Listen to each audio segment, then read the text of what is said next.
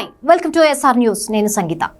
T20 world cup గెలుపొందిన భారత జట్టు బార్బడోస్ నుంచి బయలుదేరింది. జూన్ 29న ఫైనల్ జరిగినప్పటికీ తుఫాను కారణంగా బార్బడోస్లోని చిక్కుకుపోయిన భారత క్రికెటర్లు మంగళవారం అర్ధరాత్రి దాటాక బీసీసీఐ ఏర్పాటు చేసిన ప్రత్యేక విమానంలో బార్బడోస్ నుండి బయలుదేరారు.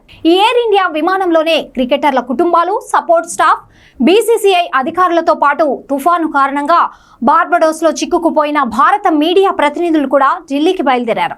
భారత ఆటగాళ్లు గురువారం ఉదయం 6 గంటలకు ఢిల్లీలోని ఇందిరాగాంధీ అంతర్జాతీయ విమానాశ్రయంలో దిగుతారు. ఆ తర్వాత హోటల్లో కాసేపు ఫ్రెష్ అవుతారు.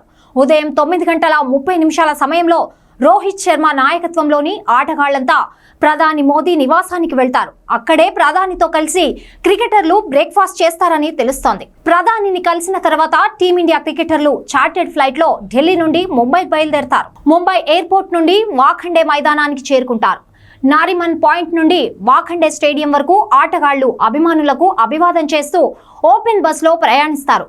వాఖండేలో నిర్వహించిన కార్యక్రమంలో team India captain Rohit Sharma, BCCI కార్యదర్శి జైషాకు వరల్డ్ కప్ ట్రోఫీని అందజేస్తారు. వరల్డ్ కప్ గెలిచిన భారత జట్టుకు బీసీసీఐ ఇప్పటికే 125 కోట్లు భారీ నజరానా ప్రకటించిన సంగతి తెలిసిందే. భారత జట్టు తొలిసారి 1987లో వన్డే వరల్డ్ కప్ ను గెలుపొందింది.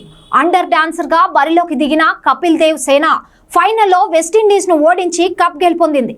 ఆ తర్వాత 2007లో జరిగిన తొలి టీ20 వరల్డ్ కప్ ను గెలిచిన భారత్ 2011లో స్వదేశంలో జరిగిన వన్డే వరల్డ్ కప్ ను గెలుచుకుంది. మళ్లీ ఇన్నాళ్లకు టీ20 వరల్డ్ కప్ గెలుపొందింది. బార్బడోస్ వేదికగా దక్షిణాఫ్రికాతో జరిగిన ఫైనల్లో భారత ఆటగాళ్లు కలిసికట్టుగా ఆడారు. ఓ దశలో దక్షిణాఫ్రికా గెలిచేలా కనిపించినప్పటికీ చివరికి 5 ఓవర్లు అద్భుతంగా బౌలింగ్ చేసిన భారత్ ప్లేయర్లు కీలక సమయంలో వికెట్లు పడగొట్టి జట్టును గెలిపించారు.